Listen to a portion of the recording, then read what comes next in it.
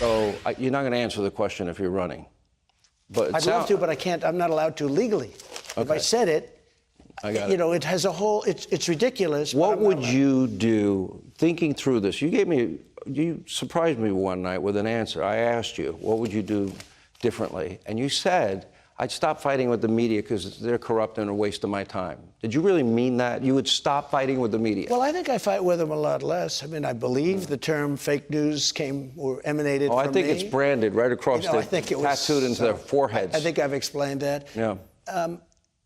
If I didn't fight, my presidency would have been a failure and the country would have been way, way down. You have to... No, not the fighting on policy, but what about the... I'd love to be able to get along with the media. I respect many people in the media, you, a lot. Thank you. When you see Pulitzer Prizes going to people that got Russia totally wrong. I got it right. And you got it right, and John Solomon got it right, and Sarah got it right. Greg Jarrett. Greg Jarrett's Everybody. incredible. Yeah. There are some people that got it right that should be rewarded, but you can't reward the people that got it wrong. Exactly the opposite. So you talk to them. My question is, when you think back, do you have any regrets? Do you wish, why the hell did I do that? Why didn't I do that? You ever think about that? Or so you always have regrets, but my biggest regrets are people. When I went to Washington, I was only there 17 times, I've told you this, and I never stayed overnight. So I wasn't into that whole world of the Washington, D.C. society. I was from New York. I knew everybody in New York. Now I know everybody, and I know the good ones, the bad ones, the weak ones, the strong ones. Do you think you would be better because your team and the people around you would be better and stronger? I think so. I know so, but we also had great people. Don't forget, I rebuilt our military. We knocked out 100% of ISIS. We did things that people don't even talk about. There's so many. We did over 1,000 things, right to try, where you're able to try drugs that won't be approved for another 5 years if you're terminally ill. That was a big thing. Israel, I've met people whose lives were saved. Yeah, look at Jerusalem, the capital of Israel. Abraham Accords. Right, the Abraham Accords. You moved the... We did so much. But the big thing is people. I could have had a couple of choices, a few choices, maybe even more than a few choices, that I wouldn't have put a certain person there. Government is largely people. Now I know everybody. I know the good ones and I know the bad ones. Today was a day where your family was impacted directly. Your children, who I know all of them really well, and I've known them for a lot of years. Anytime I went to interview you, before you ever thought about really running for president, you always introduced me. They're all nice. They're all great kids. All of them. They are great kids. And I've met Barron, who's a great kid. Great.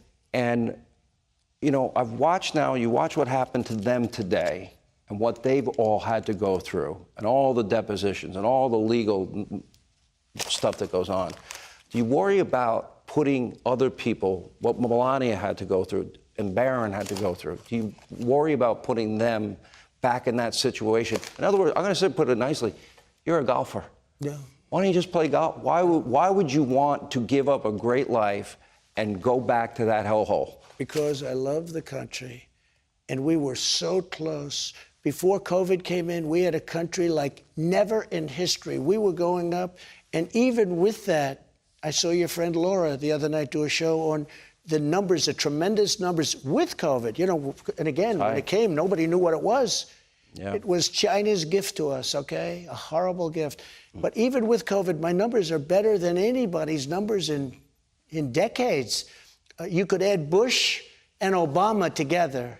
Forget Biden, because look, his stock market now is lower than where mine was, and you're talking about 2 years later. You think my stock market hit a record. Even after COVID, when I handed it off, if you call it a handoff, my stock market was higher than it was the day before COVID came in. I mean, we did an amazing job. So, final question, and you gave us a lot of time. Thank you. So, you think Biden would give you this much time? No, I don't think he'd be answering. You want to know my honest answer? I don't even think he knows today's Wednesday. That's my honest answer. I say it regularly. I hope he does. For the sake of this country, I hope he does. It's very gracious. I should tell a story about one time you requested that I go easier on him. He did say that to me. He thought I was being a little too flippant. I think that it was too tough. I thought you were very tough, and I thought it was too tough. And I will say this, Forget politics and the Republican and the Democrat stuff and the radical lefts and everything else.